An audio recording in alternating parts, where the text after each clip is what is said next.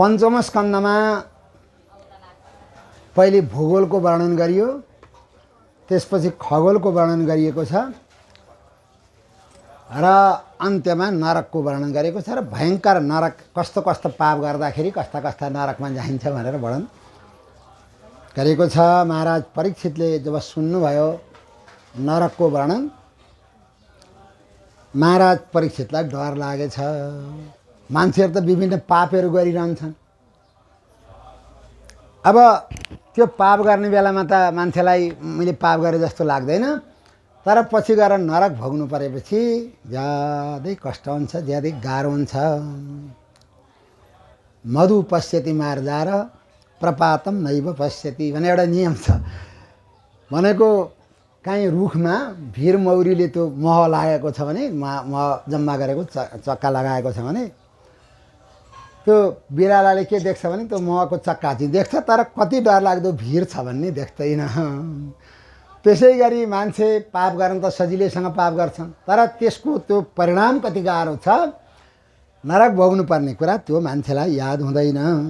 महाराज परीक्षितलाई दया लाग्यो नरकको वर्णन सुनेपछि।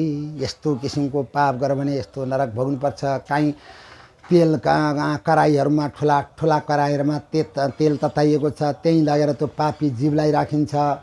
काहीँ एकदम सर्पहरू, गोमन सर्पहरू जस्ता सर्पहरूलाई टक्ने, यस्तो विभिन्न धेरै नरकहरूका 28वटा नरकको वर्णन गरिएको छ। महाराज परीक्षितले सुन्नुभयो, महाराजलाई ज्यादै दया लाग्यो र सुखदेव स्वामीसँग निवेदन गर्नुभयो, हे गुरुदेव, यस्तो उपाय हजुरले बताइबक्सियोस् जसले गर्दाखेरि नरकमा जानु नै नपरोस्, नरक देख्नु नै नपरोस्, नरकमा जानु नपरोस्।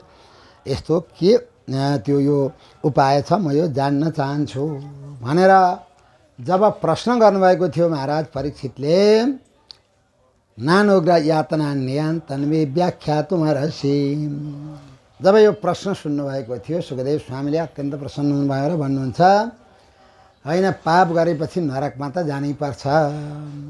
कृतस्य कुर्यान मन उक्ति पाणीविहीन, हातले मात्रै पाप गर्नु पर्दैन, मनले पाप गर्दाखेरि पनि अथवा पापले इत्यादि पाप गर्दा पनि नरकमा जानुपर्छ। कसैको अर्कोको उन्नति देखियो, रिस डाहा लाग्यो, मेरो छैन फलानाको यस्तो, त्यो पनि पापै हो।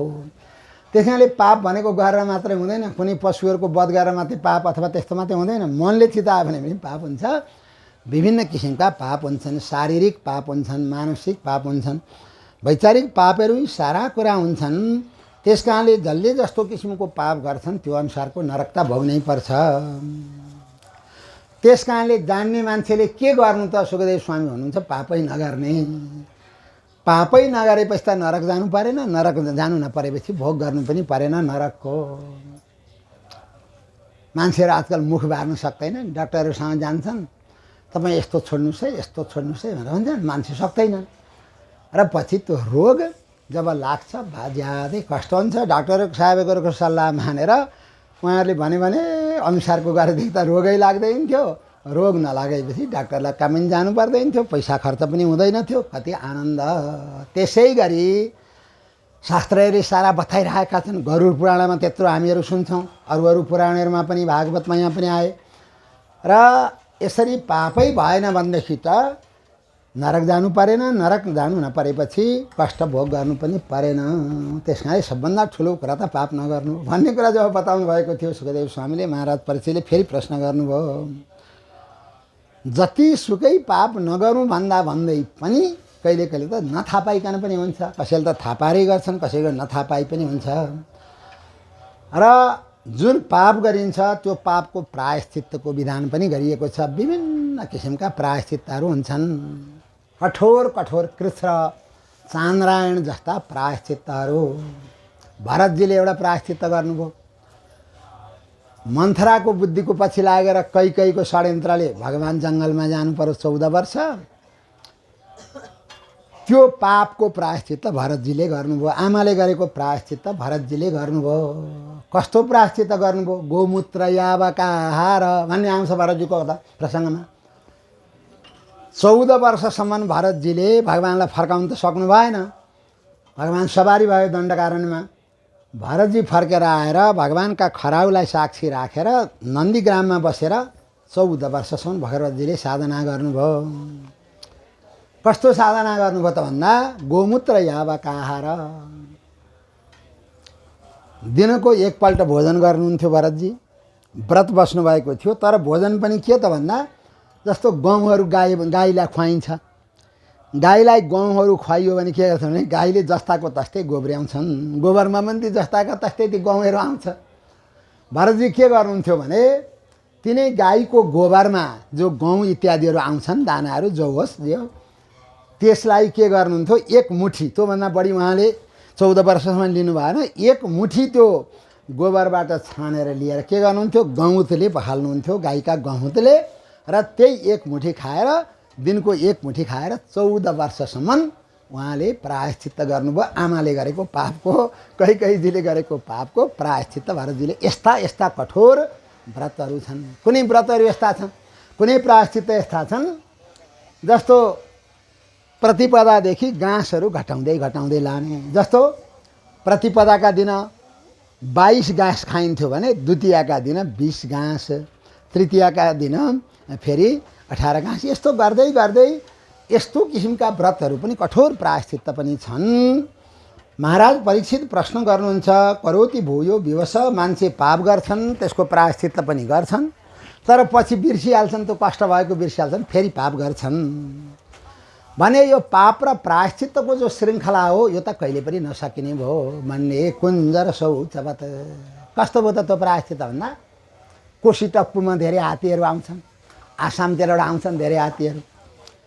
ती हात्तीहरूलाई जब गर्मी हुन्छ, अहिलेको समय, अहिले जेठमा गर्मी हुँदा ती हात्ती के गर्छन् भने त्यो नदीमा गएर, कौशिकीमा गएर, डुबुल्कीमा आएर नुहाउँछन्, सारा पखाल्छन् मैल, अनि फेरि बाहिर आउँछन्। बाहिर आएपछि उनीहरूको त्यो सुँड त्यो चिलाउँछ, अनि के गर्छन्, एउटा ढिस्कोमा गएर माटो उठाएर बर्को माटो जिउभरि पार्छन्, अनि फेरि के गर्छन्, नुहाउन जान्छन्, फेरि कोसीमा गएर डुब्छन्। अब त्यो माटो उठाएर जिउभरि राख्ने र त्यो नुहाउने कहिले पनि समाप्त नहुने भयो, चलेको चलै चक्र जस्तो चलिरह्यो। त्यसै गरी मान्छेहरू पाप गर्छन्। वनवादी गरेका आचार्यहरूले विधान पनि गर्नुभयो, धर्मशास्त्रकारहरूले यस्तो प्रायश्चित्त गर्नुपर्छ भनेर प्रायश्चित्त गर्छन्, पछिबाट बिर्सिन्छन्, फेरि पाप गरिहाल्छन् भने यो पाप र प्रायश्चित्तको श्रृङ्खला त गुरुदेव कहिले पनि नसकिने भयो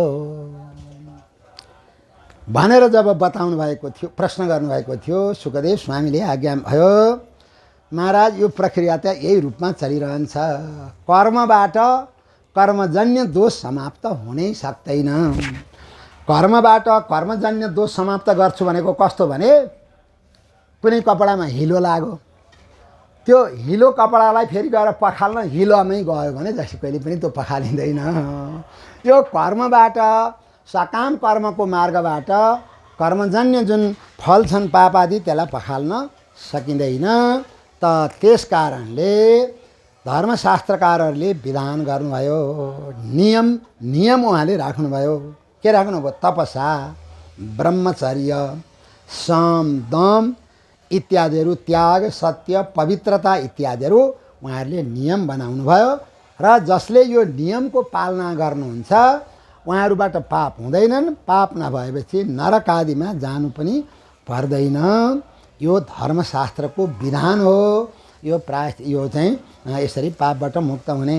तर कतिपय यस्ता यस्ता साधकहरू पनि हुनुहुन्छ, भक्तहरू पनि हुनुहुन्छ, उहाँहरूले केवल भक्तिको उत्कर्षले गर्दा सम्पूर्ण पापहरूलाई ध्वस्त गर्नुहुन्छ। केचित् केवलया भक्त्या वासुदेव परायणः अगम धुन्वन्ति कार्ष्णेन न्यारमिव भास्करः। यति ठुला ठुला भक्त ज्ञानी महापुरुषहरू पनि हुनुहुन्छ, उहाँहरूले त्यो आफ्नो भक्तिको बलले अथवा त्यो ज्ञानको बलले गर्दा ठुला ठुला पापहरू कुनै भएका छन् भने पनि उहाँहरू यसरी ध्वस्त गरिदिनुहुन्छ। अरू कुनै प्रायश्चित्तको अवस्था छैन। कसरी त दृष्टान्त दिनुहुन्छ सुखदेव स्वामी। निहारमिव भास्कर। काठमाडौँमा प्रायः गरेर मङ्सिर महिनादेखि त्यो हुस्सु लाग्न थाल्छ, पुसभरि लाग्छ, माघको पनि आधा उदीसम्म लाग्छ हुस्सु। कहिले कहिले त यस्तो लाग्छ हामीलाई, बिहान 10 बजेसम्म अफिस जाने बेलासम्म पनि हुस्सु हट्दैन। लागेको छ केही पनि, आँखा गाडी चलाउन गाह्रो हुन्छ। के लाग्छ त्यतिखेर हामीलाई भने होइन, यो आजको दिनमा चाहिँ हुस्सु हट्दैन, यो कुहिरो हट्दैन। हामीलाई लाग्छ।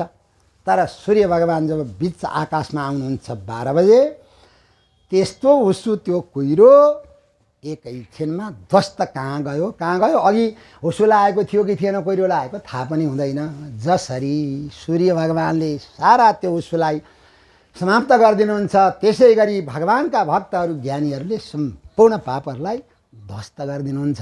केचित् केवलया भक्त्या वासुदेव परायण अगम ध्वन्नन्ति कार्ष्णेन निहारमिव भास्करम्। र विभिन्न किसिमका जो प्रायश्चित्तको विधान गर्नुभएको छ ऋषि महर्षिहरूले, मनुहरू जस्ता महापुरुषहरूले, त ती प्रायश्चित्तले गरेको पापलाई चाहिँ समाप्त गरिदिन्छन्, तर पाप गर्ने बुद्धिलाई चाहिँ शुद्ध बनाउन सक्दैनन्। गरेको पाप चाहिँ प्रायश्चित्त गरेपछि समाप्त हुन्छ, तर पापै नगरौँ कहिले पनि भन्ने यो चाहिँ ती प्रायश्चित्तले पनि दिन सक्दैनन्। तर यस्ता एउटा प्रायश्चित्त छन्, सकृन् मनः कृष्ण पदारविन्दयोर निवेशितं तद्गुणरागियैर्यः न तेयमं पाशभृतश्च तद्भटान् स्वप्नेऽपि पश्यन्ति हि चिरणनिष्कृताः।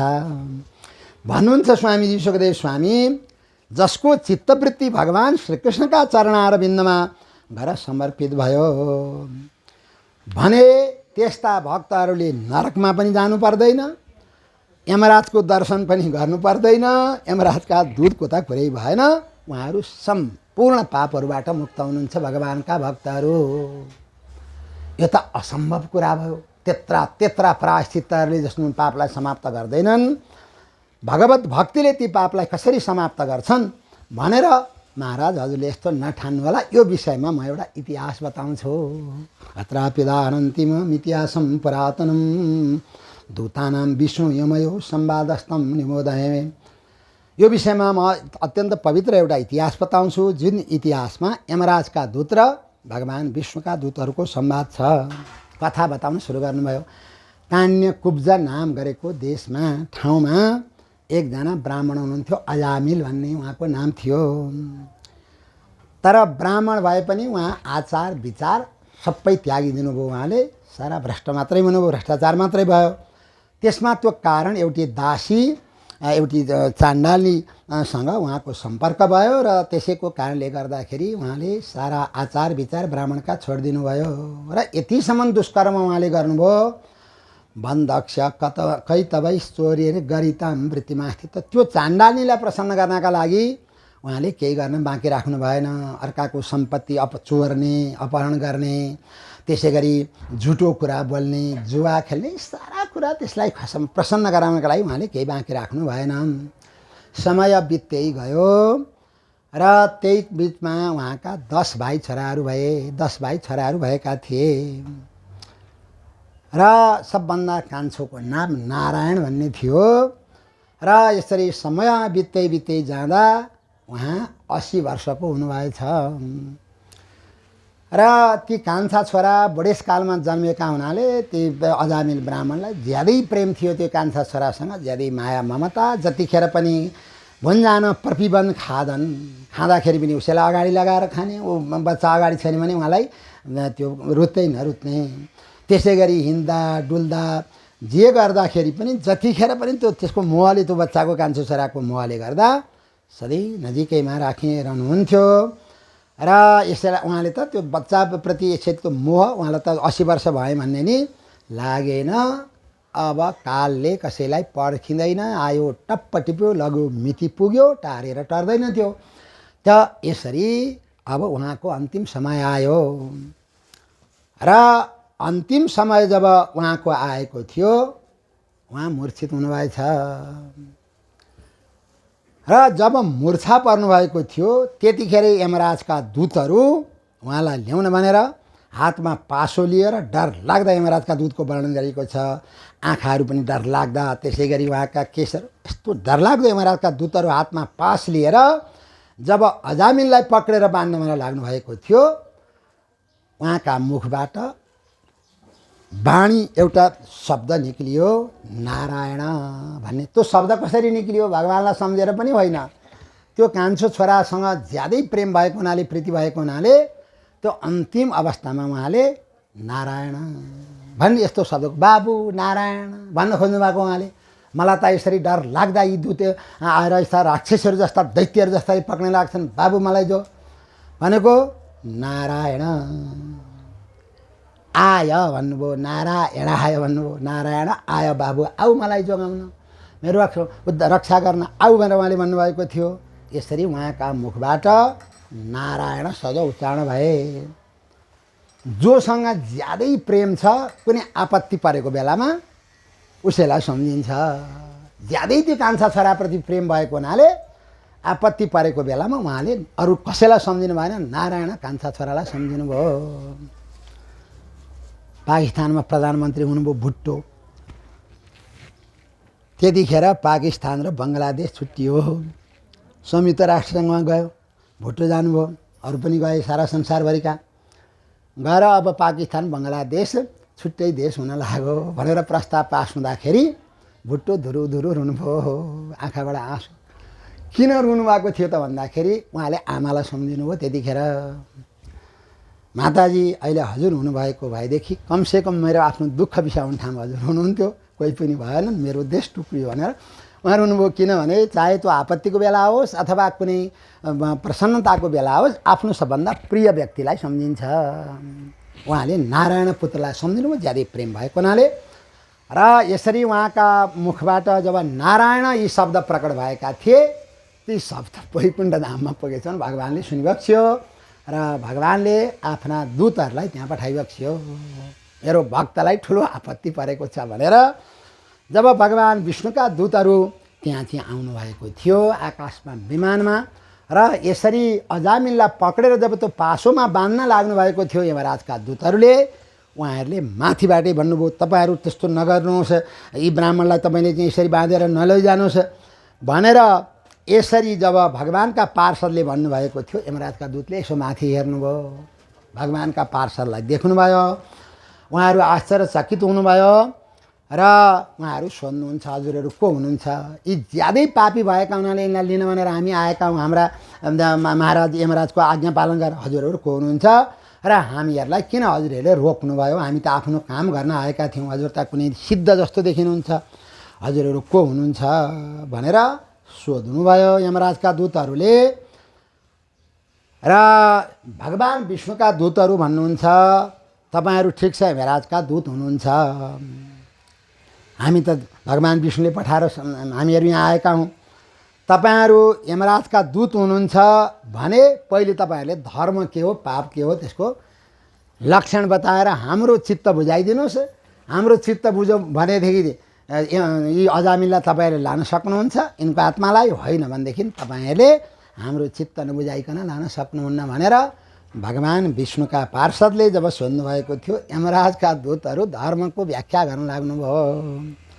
वेद प्रणीतो धर्म यधर्मस्तद विपर्ययः वेदो नारायण साक्षात् स्वयम्भूरिति सुश्रुमः। उहाँहरूले धर्मको व्याख्या प्रारम्भ गर्नुभयो। वेदले जुन काम गर्नुपर्छ भनेर बताएका छन् ती धर्म हुन्, वेदले जुन काम गर्नु हुँदैन भनेर बताएका छन् ती अधर्म हुन्। धर्म अधर्मको अन्तिम निर्णय गर्नेवाला वेद हुन्। त त्यसकारणले अधर्म तद्विपर्य वेदो, वेदले के भने स्वर्ग काम हो पशुना यजेत, स्वर्ग जान चाहने मान्छेले पशु याग गरोस्, वेदले बताए। देखिनाले पशु याग गरेर पनि स्वर्ग जान्छ, वेद त सत्य हो। कलञ्जम न भक्षयत भनेको बाणको टुप्पामा बिख लगाएर त्यो बाणको प्रहार गरेर कुनै मृग आदिको वध भएको छ भने त्यो मांस नखानु भनेर वेदले निषेध गरे। त्यसकारणले त्यो पाप हुन्छ। धर्म र पापको अन्तिम निर्णय गर्ने अधिकार वेदमा छ।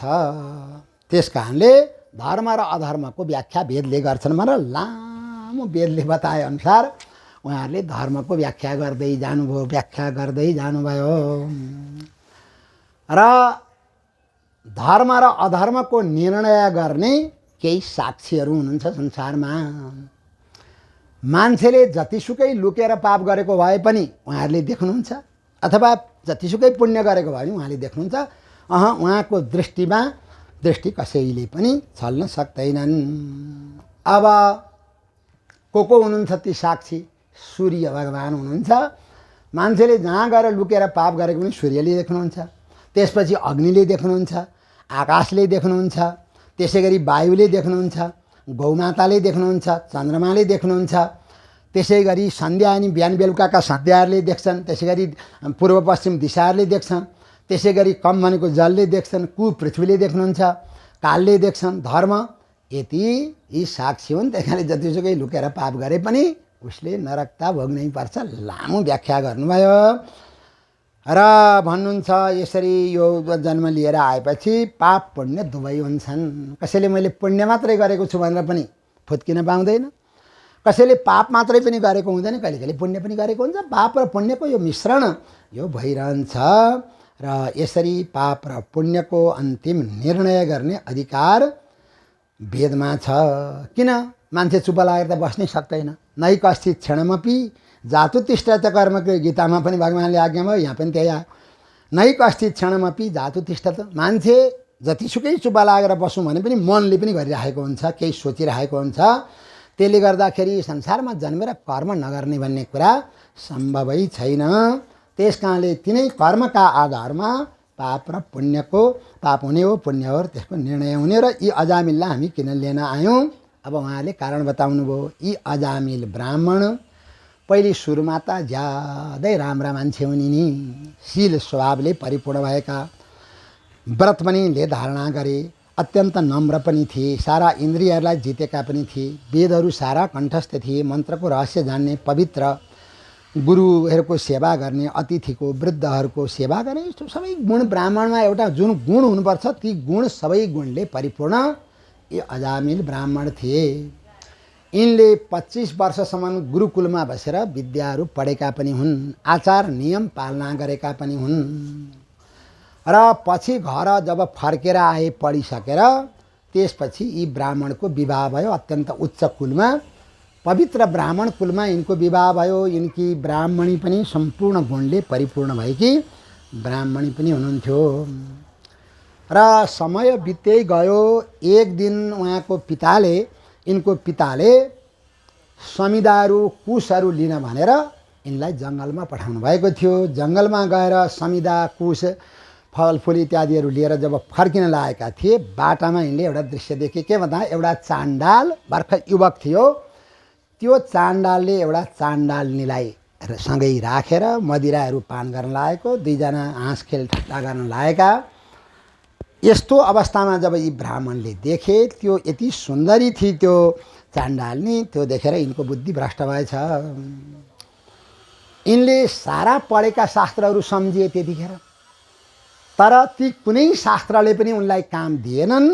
नदिएपछि यति आसक्त भए त्यो चाण्डालीमा, एउटा नीच जस्तो गएर त्यो चाण्डाललाई भने, हे चाण्डाल, तपाईँलाई म जति पैसाहरू चाहिन्छ सम्पत्ति त्यो दिन्छु, यी चाण्डालनी चाहिँ मलाई दिनुहोस् भनेर त्यो चाण्डाललाई जब भनेका थिए। अब त्यो चाण्डाललाई त केही मतलब छैन, त्यस्तो जति पनि उनी ल्याउन सक्छन्।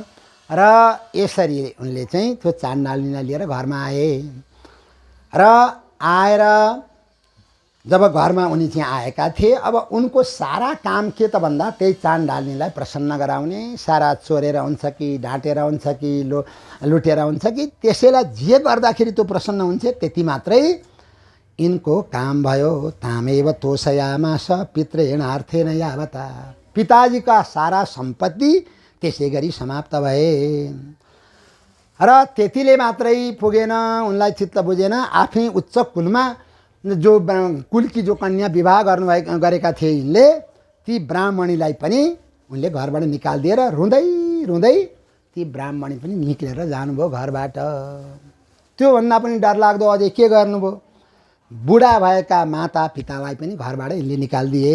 र अब यिनको एकमात्र काम के त भन्दा त्यही चाण्डालीलाई के गर्दाखेरि खुसी गराउन सकिन्छ त्यति मात्रै यिनको काम भयो। भवारास्या कुटुम्बिन्या कुटुम्बम मन्ददी। बुद्धि जति भ्रष्ट भइहाल्यो र त्यही चाण्डालीलाई प्रसन्न गराउन भनेर यिनले अब सारा शास्त्रको मर्यादा पनि छोडिदिए, एकदम स्वैराचार स्वेच्छाचारी भए र यसरी यिनको समय गयो। त्यही बिचमा 10 भाइ छोरा भए यिनका र यसरी कान्छो छोराको नाम नारायण थियो र यसरी यिनको अब अन्तिम अवस्था आएको हुनाले यिनले जीवनमा पुण्य भनेको केही पनि गरेका छैनन्, पापै पाप मात्र यिनले गरेका हुनाले अब यिनी अहिले मूर्छित भएका छन्। यतिखेर यिनलाई पक्रेर हामी हाम्रो लोकमा, यमराजको लोकमा, नरकमा लैजान्छौँ। त्यस कारणले हामी हाम्रो महाराजको आज्ञा पालन गरेर यसरी हामी घुमिरहन्छौँ र यिनलाई आएर हामीले पासोले बेरेर बाँधेर लान लागेका हौँ। हजुरहरूले किन रोक्न खोज्नु भएको हो भनेर जब यमराजका दूतले भन्नुभएको थियो, भगवानका विष्णुका दूतले जब त्यो सुन्नुभयो, अब उहाँहरू यमराजका दूतलाई भन्न लाग्नुभयो, यो त साह्रै अन्याय भयो, तपाईँहरूले धर्म अधर्मको रहस्य जान्नु नै भएको रहन्छ। किनभने तपाईँहरू त धर्म र अधर्मको निर्णय गर्नेवाला समवर्ती यमस्मृत भनेर गरुडमा आयो। यमराज त सम हुनुहुन्छ, निष्पक्ष न्यायाधीश हुनुहुन्छ यमराज भने त्यस्ता यमराजका दूतहरू तपाईँले आएर ठुलो अन्याय गर्नुभयो। तपाईँहरूले नि यस्तो अन्याय गर्नुहुन्छ भने अरूले त के गर्लान्। यो त यसै ठुलो विश्वासघात भयो यी ब्राह्मणप्रति। कुनै दुईजना मित्र छन्, दुईजना मित्र कहीँ जङ्गलको बाटोमा हिँडे। एउटा मित्रले चाहिँ त्यो सुनका औँठीहरू केही गहना लगाएको थियो। यति मिलेका मित्र थिए, तर बाटामा त्यो एउटा मित्रलाई निन्द्रा लागेछ र के गरे भने अर्को मित्रका काखमा सिरानी लगाएर उनी सुते। त्यतिखेर त्यो अर्को मित्रको मनमा पाप बुद्धिको उदय भयो, यिनलाई यहीँ समाप्त गर्न पाउँछ, सुनमा लिएर जान पाउँछु भनेर उनले त्यो मित्रको वध गरे भने जस्तो किसिमको त्यो अन्याय हुन्छ तपाईँहरूले पनि त्यस्तै अन्याय गरिरहनु भएको छ।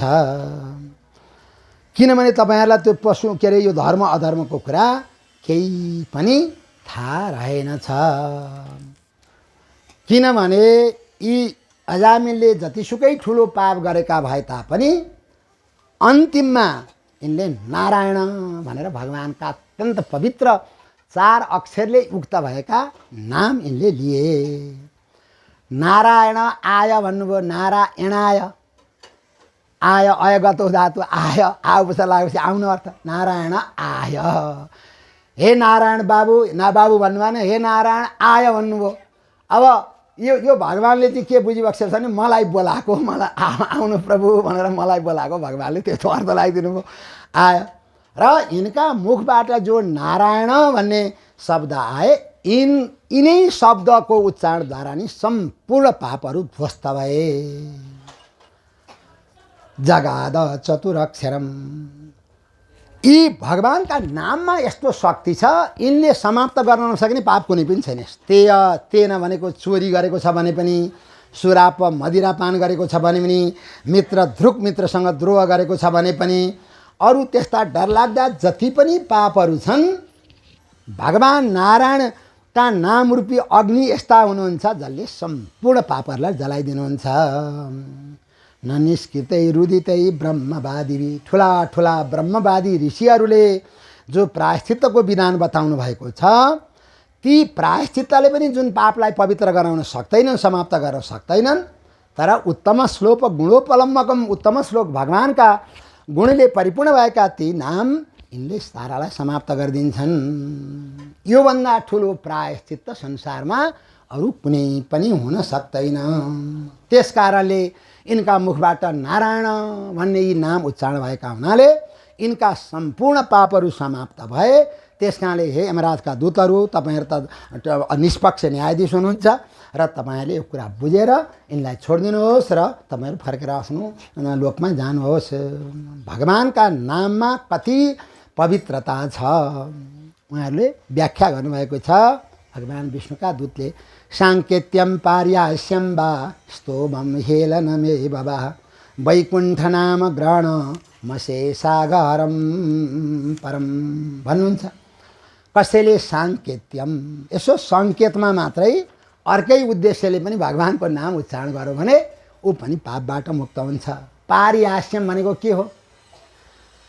पुराण सुन्न भनेर हामी गएका केटाहरू, उटपट्याङ खालका केटाहरूले भन्ने पुराण सुन्न भनेर गएका छौँ, त्यहाँ त श्रीकृष्ण गोविन्द हरे मुरारे भन्दा रहेछन्, काम नपार भनेर उडाउन भनेका थिए, तर त्यो श्रीकृष्ण गोविन्दले उनीहरूलाई नि पवित्र बनाइदियो। साङ्केत्यम पारिहास्यम वा स्तोभम, कसैलाई झुक्क्याउनका लागि भनौँ, तिरस्कार गरेर भनौँ भने पनि भगवानका नामहरूको यदि उच्चारण हुन्छ भने सम्पूर्ण पापहरू समाप्त हुन्छन्। कुनै योजनाबद्ध रूपमा भगवान्का नाम लिनु पर्दैन। पतित स्खलितो भग्न काहीँ चिप्लियो नारायण नाम आयो, हरि नाम आयो, कृष्ण ऊ पनि पापबाट कष्टबाट मुक्त हुन्छन्। लामो व्याख्या उहाँले गर्नुभयो र भगवान्का नामहरूले पवित्र गराउन चाहिँ कसैलाई पनि छैन। गुरु नाम चल जतिसुकै ठुला पाप हुन् अथवा सानो पाप हुन् अथवा भर्खरै गरेका पाप हुन्, पहिलेका पाप हुन्, ती सबैका प्रायश्चित्त भनेको भगवत शरणागति र भगवान्का नामको आश्रय। यस्तो शक्ति भगवान्का नाममा कसरी आयो? नथाहा पाइकन पनि भगवान्का नाम उच्चारण गरिन्छ भने पापबाट मुक्त कसरी? दहेत एधो यथा नल। साना बच्चालाई सुरुमा आगाले पोल्छ भन्ने थाहा हुँदैन, पहिलोपल्ट, त्यसपछि त थाहा पाउँछन्, थाहा हुँदैन। तर त्यो बच्चाले थाहा पाएको छैन भनेर आगामा हात लाग्यो भने उसलाई पोल्छ कि पोल्दैन? आगाले त पोलिहाल्छ, होइन? नथाहा पाए पनि पोल्छन्, थाहा पाए पनि पोल्छन्। त्यसै गरी कसैले जानेर भगवान्का नामको उच्चारण गरून्, नजानिकन उच्चारण गरून्, भगवान्को शरणमा पनि ती सारा दग्ध समाप्त हुन्छन् ती पापहरू। त्यसै गरी अर्को दृष्टान्त दिनुहुन्छ। त्यो विभिन्न थरीका औषधिहरू भए, ती सबैको नाम हामीलाई आउँदैन, ती सबै औषधिको नाम आउँदैन। तर जुन रोग छ त्यो रोगको डाक्टरले औषधि जो लेखिदिनुहुन्छ त्यो लिएर त्यो औषधि किनेर त्यो खायो भनेदेखि अथवा सेवा गर्यो भने त्यो जुन रोग समाप्त हुन्छ, निको हुन्छ। चिनिरहनु परेन नि, त्यो त किन औषधि ठिक औषधि छ भने उसलाई चिनिरहनु परेन हामीले निको। त्यसै गरी भगवान्का नामको महात्म्य के छ, कस्तो सामर्थ्य, यो कुरै चिनिरहनु पर्दैन। भगवान्का नाम उच्चारण हुने बित्तिकै सम्पूर्ण पापहरू समाप्त हुन्छन्। त्यस कारणले यिनले पहिले जतिसुकै ठुला पाप गरेका भए तापनि नारायण भनेर जब यिनले उच्चारण गरे सारा पापबाट मुक्त भए। त्यस कारणले तपाईँहरू छोडिदिनुहोस्, तपाईँले लान सक्नुहुन्न यत्रा ठुला भगवान्का भक्तलाई भनेर जब भगवान्का पार्षदले भन्नुभएको थियो, यमराजका दूतको केही लागेन, हार्नुभयो, उहाँहरूले छोडिदिनु भयो, पासबाट मुक्त गर्नुभयो र त्यसपछि उहाँहरू फर्केर आफ्नो लोकमा जानुभयो। यतातिर उहाँ मूर्छा पर्नुभएको थियो त्यतिखेर, र त्यो मूर्छामा जब यो स्थिति भएको थियो उहाँले सबै देखिरहनु भएको थियो। आफूलाई यमराजका दूतहरूले बाँध्न लाग्नुभएको, भगवान्का पार्षदहरू आउनुभएको, परस्परमा कुराकानी गर्नु, यो सारा कुरा जब देख्नुभएको थियो र यमराजका दूतहरू जब जानुभयो झल्यास बिउजिनु भयो, मूर्छाबाट बिउजिनु भयो। यी ब्राह्मण र अजामिल यसो हेर्नुभयो, ती जसले मलाई यस्तो आपत्तिबाट मुक्त गराउनु भयो उहाँहरू कहाँ हुनुहुन्छ, को हुनुहुन्छ भने यसो आकाशतिर हेर्नुभएको, भगवान्का पार्षदहरू गइहाल्नु भयो आफ्नो धाममा। उहाँले देख्न सक्नु भएन, उहाँलाई ज्यादै पश्चाताप भयो। अजामिल ब्राह्मणलाई ज्यादै दुखित हुनुभयो, म जस्तो अपराधी, म जस्तो पापी संसारमा कोही हुन सक्दैन, मैले यस्तो अमूल्य ब्राह्मण जीवनलाई यसरी व्यर्थमा समाप्त गरेँ भनेर उहाँले पहिले गरेका जति पनि पापहरू छन् सारा सम्झिन लागेर पश्चाताप गर्न लाग्नुभयो। माता पिता जो बुढी भइसक्नु भएको थियो उहाँलाई पनि मैले घरबाट निकालिदिने, त्यस्तै ब्राह्मण कुलमा उच्च कुलमा विवाह गरेकी ब्राह्मणी पत्नीलाई पनि निकालिदिने। मैले त नरकमै जानु पर्थ्यो, तर आज यसरी त्यो कुनै दिव्य देवताहरूलाई आएर मलाई यसरी पासोबाट मुक्त गराइदिनु भयो भनेर उहाँलाई ज्यादै पश्चाताप भयो। 80 वर्षको हुनुहुन्थ्यो। उहाँले त्यसै बेलामा नि तत्क्षणमा नि घरलाई त्यागिदिनु भयो र हरिद्वारमा जानुभयो र त्यहाँ गएर गङ्गाजीमा स्नान गर्नुभयो हरिद्वारमा र त्यसपछि उहाँ भगवान्को भजनमा संलग्न हुनुभयो। इति जात सुनिर्वेद क्षणसङ्गेन साधुषु गङ्गाद्वारमुपेयाय मुक्त सर्वानुबन्धन। गङ्गाद्वारमा हरिद्वारमा गएर उहाँ चाहिँ यसरी त्यो देवसदनमा उहाँ चाहिँ यसरी भगवान्को उपासना गर्दै गर्दै गर्दै अन्त्यमा उहाँको शरीर छुटेर भगवान्को पार्षद हुनुभयो। र फेरि जुन पार्षदहरू पहिले उहाँलाई छुटाउनमा आउनुभएको थियो यमराजका पासबाट, अब तिनै पार्षदहरू आएर फेरि उहाँलाई दिव्य विमानमा बसाएर भगवान्को धाममा लानुभएको थियो। एवं स विप्लावित सर्वधर्म। सारा धर्म भन्ने कुरा उहाँको जीवनमा केही पनि थिएन। दासीपति हुनुहुन्थ्यो, निन्दित कर्म गर्नुभयो, तर भगवान्का नामका प्रभावले गर्दाखेरि उहाँ मुक्त भएर जानुभयो। त्यस कारणले यीभन्दा ठुला प्रायश्चित्त संसारमा केही पनि हुन सक्दैनन्। नयत पुनः कर्मसु सज्जते मनु। जब चित्तबाट सम्पूर्ण मलहरू समाप्त हुन्छन् भगवत कृपाले। त्यसपछि रजोगुण र तमोगुण पुरै समाप्त भएको हुनाले त्यो चित्त फेरि पापतिर लाग्दैन। अरू जो मनु आदिका धर्मशास्त्रकारहरूले प्रायश्चित्तको विधान गर्नुभएको छ, त्यो प्रायश्चित्त गरुन्जेलसम्म ज्यादै कष्ट हुन्छ र अब म पाप गर्दिनँ भन्छ, तर बिस्तार बिस्तार बिस्तार बिर्सिँदै जान्छ, फेरि पाप गरिहाल्छ। तर एकमात्र यस्तो प्रायश्चित्त छन् भगवत शरणागति, भगवानका नामहरूको उच्चारण, जो गरिसकेपछि फेरि गरेका पाप पनि समाप्त हुन्छन्, पाप गर्ने बुद्धि पनि बाँकी रहँदैन, निर्मल बुद्धि हुन्छ। श्रुति स्मृतिभ्यां विहिता व्रतादय पुनन्ति पापम न लुनन्ति वासनाम। मुकुन्द भक्तिस्तु निकृन्तति द्वै मिति प्रबोधत पुरुषा बभासिरे। श्रुति स्मृतिभ्यां विहिता व्रतादय, धर्मशास्त्र वेद इत्यादिले बताएका जो प्रायश्चित्त छन् ती पापम पुनन्ति, पापलाई त समाप्त गर्न सक्छन्, पुनन्ति पापम लुनन्ति पापम न लुनन्ति वासना, तर वासनालाई उनीहरूले न लुनन्ति वासना, उनीहरूले वासनालाई समाप्त गरेर फेरि पाप गरिहाल्छ। तर मुकुन्द सेवा तो निकृन्तति द्वयम, मुकुन्द सेवा भगवानको सेवाले, भगवत भक्तिले पापलाई पनि समाप्त गरिदिन्छन्, पाप गर्ने बुद्धिलाई पनि समाप्त गरिदिन्छन्। इति प्रबोधत पुरुषा बभासिरे भनेर एकजना ठुला विद्वान हुनुहुन्थ्यो, उहाँले भागवतको विषयमा लेख्नुभएको छ यही प्रसङ्गलाई लिएर। र यसरी उहाँ चाहिँ मुक्त हुनुभएको थियो र भगवानका नाममा यति ठुलो शक्ति छ। र यसरी उनले जानेर पनि होइन, एउटा चाहिँ त्यो डरले गर्दाखेरि पुत्र बाबु अजामिल के अरे बाबु नारायण भनेर बोलाउँदाखेरि पनि अजामिल मुक्त हुनुभएको थियो भने, जसले जानी बुझिकन यसरी भगवानको शरणमा जानुहुन्छ पाप उहाँ भने उहाँहरू त मुक्त नहुने कुरा भएन। महाराज परीक्षितले प्रश्न गर्नुभयो, यमराजका दूतहरू त अजामिललाई ल्याउन भनेर आउनुभएको थियो, रित्तै फर्केर जानुभयो, गएर यमराजका अगाडि उहाँहरूले कसरी मुख देखाउनु भयो? उहाँलाई त लज्जा भयो होला, किनभने काम गर्न सक्नु भएन। र उहाँहरू यमराजको नजिकमा गएर उहाँहरूले के भन्नुभयो र यमराजले के उत्तर दिनुभयो भनेर जब सोध्नुभएको थियो, सुखदेव स्वामी आज्ञा हुन्छ यसरी आफ्नो काम गर्न नसकेर जब उहाँहरू नसकिकन फर्किनु भएको थियो, यमराजका अगाडि जानुभयो र यमराजसँग उजुर गर्नुभयो। यसो प्रणाम गरेर महाराजलाई उजुर गर्नुभयो। महाराज, अहिलेसम्म पाप र पुण्यको निर्णय गर्ने भनेको हामीले त हजुरलाई मात्रै ठानेको हो, देखेको हो, शास्त्रले पनि त्यही भनेका थिए, तर हजुर मात्र त होइन रहेछ, यसको शासन गर्नेवाला, यसको निर्णय गर्नेवाला धेरै हुनुहुँदो रहेछ, त्यो मध्येमा हजुर त एउटा हुनुहुँदो रहेछ। अब आजदेखि हामीले हजुरलाई मान्नु परेन, किनभने यो पाप पुण्यको निर्णय गर्ने हजुर मात्रै हुनुहुन्छ भनेर हामीले सुनेका हुनाले मानेका हुँ।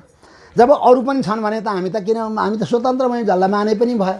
यथा खण्डल वर्तिनाम भन्नुहुन्छ, यथा मण्डल वर्तिनाम भन्नुहुन्छ, जसरी धेरै धेरै राज्यहरू छन्, ती राज्यहरूको राजाहरू सबै समान छन् भने त कुनै एउटा राजालाई किन मान्नु पर्यो, जसलाई माने पनि त भयो। त्यस कारणले यसरी हामी जो आफ्नो काम गर्न लागेका थियौँ, तर कुनै दिव्य देवताहरू आएर हामीलाई रोकिदिनु भयो र हामीले आफ्नो काम गर्न सकेनौँ। महाराज, यसको रहस्य के हो हामीले त बुझ्न सकेनौँ, हामी त यसरी निष्फल भएर फर्केर आयौँ। र उहाँहरूले हामीले यति मात्रै सुनेका थियौँ, उनलाई हामीले पक्रिने बेलामा उनको मुखबाट नारायण भन्ने शब्दका उच्चारण भएका थिए, त्यति हामीले सुन्यौँ, तुरुन्तै मास्टर देवताहरू आइहाल्नुभयो। र यसको कारण के हो हामी जान्न चाहन्छौँ, यमराजका दूतले सोध्नुभयो।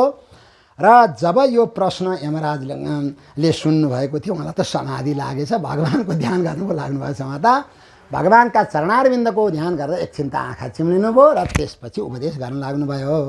बाबुहरू, वास्तवमा हामीहरू सबै उहाँकै अधीनमा छौँ, भगवानकै अधीनमा छौँ। म जस्तो म पनि भएँ ओतम प्रोतम पटवद यत्र विश्वम, म भएँ इन्द्र हुनुभयो, मृत्यु देवता हुनुभयो, वरुणजी हुनुभयो, चन्द्रमा हुनुभयो, अग्नि, त्यसै गरी भगवान ईशा हुनुहुन्छ, पशुपतिनाथ पनि उहाँकै अधीनमा, पवन भनेको वायु, अर्क, सूर्य, विरिञ्च, ब्रह्मादि सारा संसार उहाँकै अधीनमा छ, भगवानकै अधीनमा। र हामीले भगवानको जे इच्छा छ त्यो आज्ञा पालना गर्ने, इच्छा पालना गर्ने, पुर्याउने हाम्रो काम हो भन्नुहुन्छ। हामी त पशु जस्ता, जसरी कुनै गोरुहरू बेचिन्छ अथवा अरू पनि पशुहरू पहिले हौन्जेल त्यो घरमा बसिरहेको हुन्छ, फुकाएर लगेपछि दाम्लो घिसिएर जता जता लगिन्छ त्यति जानुपर्छ। हामी पनि यसरी वेदरूपी दाम्लामा बाँधिएर घिसिएका छौँ। भगवान्को जे इच्छा छ हामीले त्यो गर्नुपर्छ। र वास्तवमा धर्मको यथार्थ रहस्य त परमात्मालाई मात्रै थाहा छ। र किनभने उहाँले नि प्रतिपादन गरिबसेको हुनाले ऋषिहरूलाई, ठुला ठुला ऋषिहरू पनि भुलिनुहुन्छ, सिद्धहरू, असुरहरू, मनुष्यहरू भने अरूको त कुरै भएन। हामी 12 जना अलिअलि धर्मको रहस्य जान्दछौँ, अरूलाई त थाहा छैन भनेर 12 भक्तहरूको नाम लिनुभयो। कसलाई अलिअलि धर्मको रहस्य थाहा छ? स्वयम्भू भनेको ब्रह्माजीलाई थाहा छ अलिअलि, देवर्षि नारदजीलाई थाहा छ, भगवान् पशुपतिनाथलाई थाहा छ, सनत कुमारहरूलाई थाहा छ, कपिल भगवान् महर्षिलाई थाहा छ, मनु महाराजलाई थाहा छ, प्रहलादजीलाई थाहा छ, जनक महाराजलाई थाहा छ, भीष्म पितामहलाई थाहा छ, बलि महाराजलाई थाहा छ, वैयासकी सुखदेवलाई थाहा छ, र वयम भनेको मलाई थाहा छ। हामी अलिअलि मात्रै जान्दछौँ, त्यही पनि हामीलाई पनि पुरा त थाहा छैन, तर अरूलाई त त्यो पनि थाहा छैन। र द्वादशैते हामी 12 जनाले अलिकति धर्मको रहस्य बुझेका छौँ। त त्यस कारणले अत्यन्त रहस्यमय छ यो धर्मको स्वरूप। त्यस कारणले बाबु तिमीहरूले त्यो रहस्य बुझ्न सकेनौ। र अजामिलले जतिसुकै ठुला पापहरू गरेका भए तापनि अन्त्यमा नारायण भनेर जब उनले 4 अक्षरको उच्चारण गरे, तिनको प्रभाव त तिमीहरूले देखिहाल्यौ। भगवान्का पार्षद आउनु तिमीहरूलाई ल्याउन दिनु भएन। र योभन्दा ठुलो प्रायश्चित त संसारमा केही पनि हुन सक्दैन। नारायणेति म्रियमाणैयाय मुक्तिम, तिमीहरूले देखिहाल्यौ। नारायण भन्दाखेरि उनी मुक्त भए भने योभन्दा ठुलो प्रायश्चित त संसारमा अरू के हुनसक्छ? केही पनि हुन सक्दैन। त्यस कारणले बाबु अब तिमीहरू कुनै कसैलाई पापी भनेर लिन जानुभन्दा अगाडि विचार गर्नु, र त्यहाँ पुगेपछि पनि तिमीहरूले विचार गर्नु कसलाई ल्याउनु कसलाई नल्याउनु यमराज सिकाउनुहुन्छ।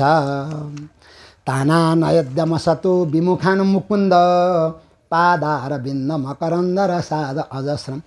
त्यस्ता तिमीहरूले त्यस्ता व्यक्तिहरूलाई लिएर आउनु जो भगवान्का गुणानुवादहरूबाट, भगवान्का चरित्रहरूबाट विमुख भएका छन्। त्यस्तालाई चाहिँ तिमीहरूले खोजी खोजी ल्याउनु। कसलाई चाहिँ नल्याउनु? जसका जिब्राबाट भगवान्का नाम उच्चार इत्यादि हुँदैनन् त्यस्तालाई चाहिँ ल्याउनु। तर कस्तालाई नल्याउनु भने जो भगवान्का गुणानुवादहरू सुनेर स्तब्ध मक्ख पर बस्नुभएको छ, भागवत सुनेर बस्नुभएको छ, अथवा भगवान्को पूजा गर्न लाग्नुभएको छ भने त्यस्तालाई चाहिँ परेबाट नमस्कार गरेर तिमीहरू फर्किहाल्नु। फेरि यस्तै आपत्ति पर्ला अजामिललाई जस्तै अब चाहिँ विचार गरेर, सोच विचार गरेर मात्रै जानु भनेर लामो उपदेश यमराजले गर्नुभयो। र भगवान्सँग क्षमा प्रार्थना गर्नुभयो उहाँले दूतहरूलाई सुनाएर। हे भगवान्, हे प्रभु, यसरी मेरा दूतहरूले हजुरका भक्तलाई चिन्न नसकेर जो पक्रेर ल्याउने कोसिस गरे, प्रभु हजुर क्षमा गरिबक्स्योस्। हजुर त क्षमा मूर्ति भइबक्सिन्छ। शान्तिर गरिएसी नमः पुरुषाय भुम्ने, म हजुरको शरणमा परेको छु प्रभु। अजामिललाई पक्रिँदाखेरि जो पाप लाग्यो त्यो हजुरले क्षमा गरिदिबक्स्योस्। तस्मात् सङ्कीर्तनम विष्णुर जगन मङ्गलम अम्बसाम। त्यसनाले भगवान्का नामका सङ्कीर्तनले सारा पापलाई समाप्त गरिदिन्छन्, जतिसुकै ठुला पाप गरेका हुन्। कृष्णाङ्ग्री पद्म मधुलिन्न पुनर्विसृष्ट माया गुणेषु रमते वृजिना भयेषु अन्यस्तु कामत आत्मरज प्रमाष्टुर मियेत कर्म यत एव रज पुनस्यद। जसले भगवान्का चरणारविन्दको ध्यान गरेर हृदयका सम्पूर्ण वासनाहरूलाई पखालेका छन्, पापबाट रहित भएका छन् भने अब उनीहरूको फेरि पाप गर्नेतिर बुद्धि जाँदैन र उहाँहरू सधैँ पवित्र हुनुहुन्छ। तर जो पाप गर्छन् फेरि प्रायश्चित्त गर्छन् भने त्यो पाप र प्रायश्चित्तको श्रृङ्खला चलिरहन्छ। यमराजले दूतहरूलाई यही उपदेश गर्नुभएको थियो। सुखदेव स्वामी आज्ञा हुन्छ महाराज परीक्षितलाई, हे महाराज परीक्षित, यसरी भगवत भक्तिमा, भगवत समर्पणमा र भगवान्का नाममा यस्तो ठुलो शक्ति सामर्थ्य छ। र यी अत्यन्त पवित्र जो इतिहास छन्, यी इतिहास अगस्त्य महर्षिले मलय पर्वतमा बसेर भगवान्को पूजा गर्दै उहाँ सधैँ पाठ गर्नुहुन्छ। यी 3 अध्याय, षष्ठ स्कन्धका 3 अध्याय महर्षि अगस्त्य भगवानको सेवा गर्दै पास गर्नुहुन्छ भनेर यहाँ बताइएको छ। र यो विषयमा एउटा कथा छ, छोटो धेरै समय गयो।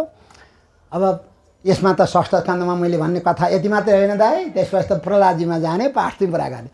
र एउटा कथा छ, त्यो कथा चाहिँ भनि नै हालौँ। र एउटा कथा के छ भने, जब यो संसारको सृष्टि भयो, वेदहरू प्रकट भए र सम्पूर्ण धर्मको व्यवस्था कसले गरे? वेदले गरे। पाप पुण्यको निर्णय धर्मको व्यवस्था वेदले गरे। तर सृष्टिको सुरुमा नि ब्रह्माजीले एउटा के व्यवस्था गरिदिनु भयो भने, यो यी वेद चाहिँ जसको व्रतबन्ध हुन्छ उनीहरूले मात्रै पढ्ने र त्यही अनुसारको कर्म गर्ने, जसको व्रतबन्ध संस्कार हुँदैन उनीहरूले नगर्ने, नपढ्ने भन्ने ब्रह्माजीले व्यवस्था गरिदिनु भयो। अब ब्राह्मण, क्षेत्री, वैश्य, त्रिवर्ण तिनटाको त व्रतबन्ध हुन्छ। वेद पढ्ने पढाउने ब्राह्मणको अधिकार होइन, वेद पढ्ने क्षत्रियको अधिकार, वैश्यको अधिकार, यो त भयो। अब महिलाहरूलाई त्यो अधिकार भएन, महिलाहरूले पढ्न पाउनु भएन, अरू कसले पढ्न पाएनन्? व्रतबन्ध नगरेका बच्चाले ब्राह्मणै भए पनि पढ्न पाएन। अरू कसले पढ्न पाएनन्? जसको व्रतबन्ध नै हुँदैन त्यस्ताले पढ्न पाएनन्। अब यो देखेर उहाँहरूलाई चाहिँ दुःख लागेछ। ब्रह्माजीले अन्याय गर्नुभयो, किनभने ब्राह्मण, क्षेत्री, वैश्यलाई मात्रै अधिकार दिनुभयो, त्यो अनुसार पनि ब्राह्मणलाई विशेष, यो सारा भयो।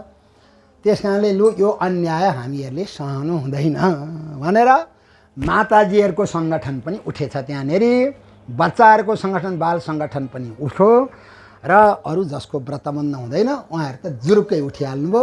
ब्रह्माजीले पक्षपात गर्नुभयो। यो पक्षपात, यो यस्तो किसिमको संविधानै बनाउनु हुँदैन, उहाँ त कसिहाल्नुभयो। अब कसलाई गर भन्ने, त्यो सारा व्यवस्था गर्ने त ब्रह्माजी हो। र उहाँहरू सबै जम्मा भएर भयभरका माताजीहरू, बच्चाहरू र जसको व्रतबन्ध हुँदैन उहाँहरू त ब्रह्माजीलाई गएर घेरा हालिहाल्नुभयो। किसानहरूले घेरा हाले जस्तो क्या, होइन? हाम्रो पाइएन, उखुको मोल पाइएन भनेर सिंहदरबार घेर्छन्, ब्रह्माजीको उहाँले चाहिँ दरबारमै घेरिदिनु भयो सबैले गएर।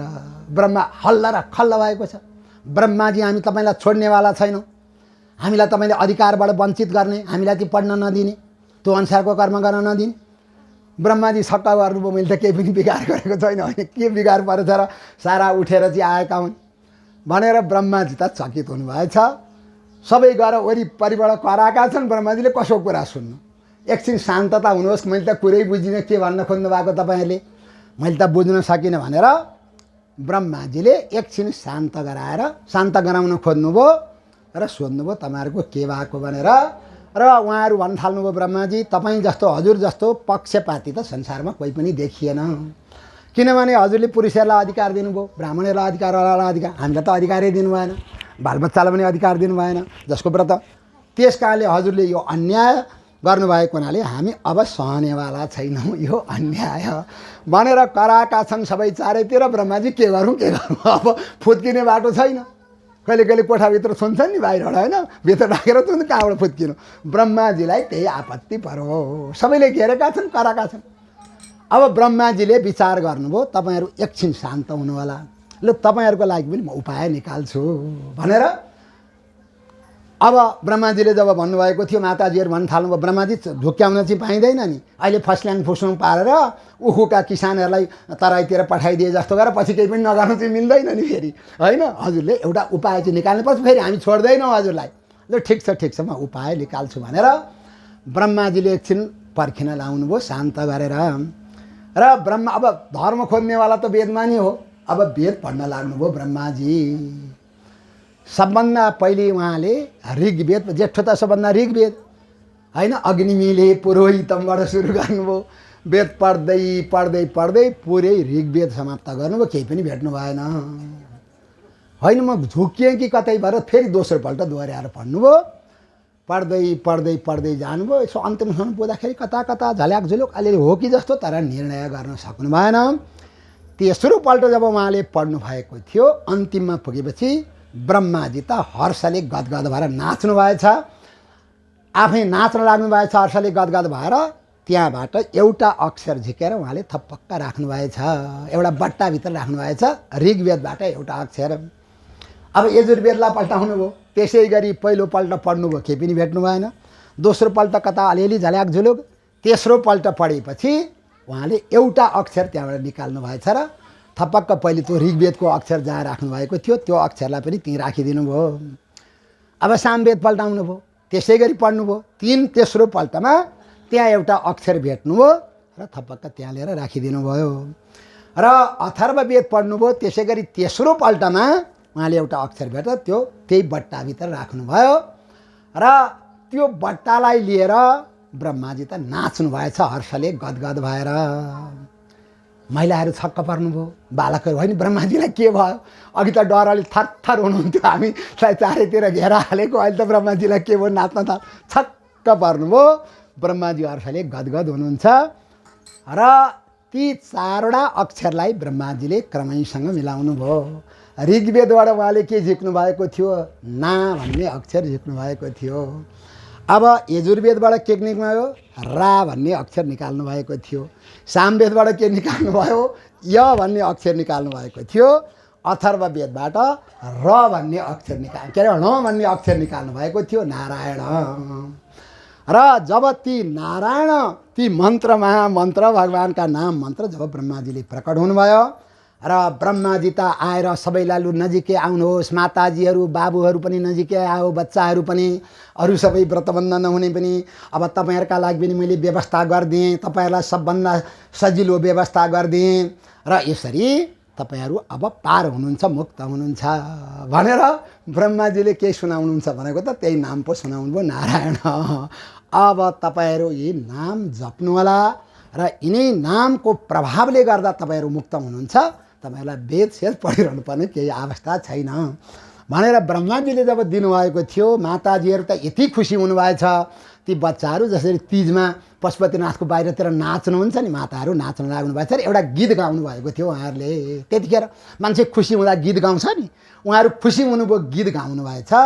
त्यो गीत चाहिँ संस्कृतमा छ तर छन्दमा छ, त्यो गीती छन्दमा छैन, अर्कै छन्दमा छ। त्यो गीत के थियो? चतुर्णाम वेदानाम हृदयमिदमा कृष्य विधिनाम चतुर्भिर यद वर्णै समघटित नारायण इति तदे तद गायन्तो वयमनिषमात्मान मधुना। त भन्नुहुन्छ भगवान ब्रह्माजीले चार वेदबाट एक एकवटा अक्षरलाई निकालेर एउटा नाम नारायण भन्ने नाम लिएर हामीलाई दिनुभयो, नारायण। अब हामीलाई अर्थ केही मतलब भएन, रात दिन हामी नारायण नारायण नारायण नारायण नारायण नारायण। हामीले ब्रह्माजीलाई बुझ्न गल्ती गरेका रहेछौँ। ब्रह्माजी त हाम्रो पक्षमा पो हुनुहुँदो रहेछ, कुनै ब्राह्मणहरूको पक्षमा, आचारनिष्ठको पक्षमा त हुनुहुँदो रहेछ। किनभने तदे तद गायन्तो वयमनिषमात्मान मधुना पुनिमो जानिम न हरि परितोषाय किमपि। सबभन्दा सजिलो त हामीलाई ब्रह्माजीले ठुलो दया गर्नुभयो। किन दया गर्नुभयो? हाम्रा पतिदेवहरू बिचरा 3 बजेदेखि उठ्नुपर्छ, काठमाडौँ जस्तो जाडोमा हिउँद महिनामा 3 बजे उठ, चिसो पानीमा नुहाऊ, थर थर थर थर काँप्दै पूजा कोठामा जाऊ, जप गर गायत्री 1000, त्यसपछि फेरि अरू बाँकी छ पञ्चमाय। हाम्रा पतिहरूलाई कति दुःख, वेदका मन्त्र पनि भन्नु परेको छ, त्यो अनुसार कर्म। हामीलाई कति आनन्द ब्रह्माजीले दया गर्नुभयो। 4 बजेसम्म 3टा सिरक खापेर सुत्न पाइयो। किन? पतिहरूले बाहिर सारा कर्म गर्नुभएको छ, हामी सिरकभित्रबाट नारायण नारायण नारायण। हामीलाई कति आनन्द। यसो बिस्तारै उठो, यसो पतिदेवलाई अलिकति उहाँलाई जप गर्दै धेर बेर लाग्छ, अर्थ पूजाका सामग्रीहरू तयार त बिस्तारै गरे भइहाल्छ। हामी जस्ता भाग्यवान को हुनसक्छ? ब्रह्माजीले हामीलाई ज्यादै माया गर्नुभयो। अब बच्चाहरूले विचार गरे, बच्चाहरूले हामीलाई त धेरै निन्द्रा लाग्छ होइन, अरूले उठेर कराउनु भयो, पाठ गर्नु भने हामीलाई दिक्क लाग्छ। हामीलाई कति आनन्द, मजासँग सिरक ओढेर सुत्छौँ। बिहान 8 बजेसम्म भित्रभित्रै नारायण नारायण नारायण नारायण नारायण। त्यसैबाट हामी मुक्त हुन्छौँ, बच्चाहरू फुरुक्क। अब जसको व्रतबन्ध संस्कार नै हुँदैन त्यो उहाँहरू भन्नुहुन्छ हामीले त केही पनि गर्नु परेन, गायत्री जप गर्नु परेन, केही पनि गर्नु परेन, वेद पढ्नु पनि परेन। हामी त बिहानै उठ्छौँ, यसो चुचो पखाल्छौँ, यसो मुख धुन्छौँ पञ्चस्नान, त्यसपछि हलो बोकेर कोही खेतातिर लाग्छौँ, कोही कतातिर लाग्छौँ, कामतिर लाग्छौँ। हामीले केही पनि गर्नु परेन, नारायण नारायण, हलो जोत्दा पनि नारायण, जे गर्दा पनि नारायण। हामी जस्तो भाग्यवान त संसारमा कोही छैन भनेर उहाँहरू पनि हर्षले गदगद हुनुभएको थियो। र ब्रह्माजीले यसरी सबैमाथि कृपा गर्नुभयो। सबभन्दा ठगिने चाहिँ हामी नै भयौँ। बिहान 3 बजे उठ, नुहाई धुवाई गर, ठक ठक काम, र सबभन्दा ब्रह्माजीले हामीलाई ठग्नुभयो। सबभन्दा कसलाई चाहिँ ब्रह्माजीले सबभन्दा ठुलो फाइदा दिनुभयो भन्दा महिलाहरूलाई दिनुभयो, बच्चाहरूलाई दिनुभयो र व्रतबन्ध जसको हुँदैन। र यही अर्थ भएको श्लोक ती माताजीहरूले, ती बच्चाहरूले र ती जसको व्रतबन्ध हुँदैन उहाँहरूले गाउनु भएको थियो। चतुर्णाम वेदानाम हृदयमिदमा कृष्य विधिना चतुर्भिर्यद वर्णै समघटित नारायण इति तदे तद गायन्तु वयमनिशमात्मान मधुना पुनिमो जानिम न हरि परितोषाय किमपि। हामीलाई त यति थाहा छ नारायण मन्त्रको जपबाट मुक्ति प्राप्त हुन्छ, यति थाहा छ। त्योदेखि बाहेक भगवान्लाई प्रसन्न गराउने, खुसी गराउने अरू कति उपाय छ नि त। हामीलाई मतलबको कुरा पनि भएन। नजाने गाउँको बाटै नसोध्नु, होइन, नजाने गाउँको बाटो नसोध्नु, हामीलाई चाहिएकै छैन। त्यतिले हामी पूर्ण भइहाल्यौँ, कृतकृत्य तृप्त भइहाल्यौँ भने हामीलाई अरू कुराको मतलब भएन। र यसरी उहाँहरूले गान गर्नुभएको थियो। र भगवान्का नाममा यस्तो दिव्य अलौकिक शक्ति छ भन्ने अजामिलका उपाख्यान यहाँ पुरा भएका छन्। अहिले नि 1 बजे सभा 1 भइसक्यो। अब हामी 20 मिनट जति मध्याह्न बारौँ।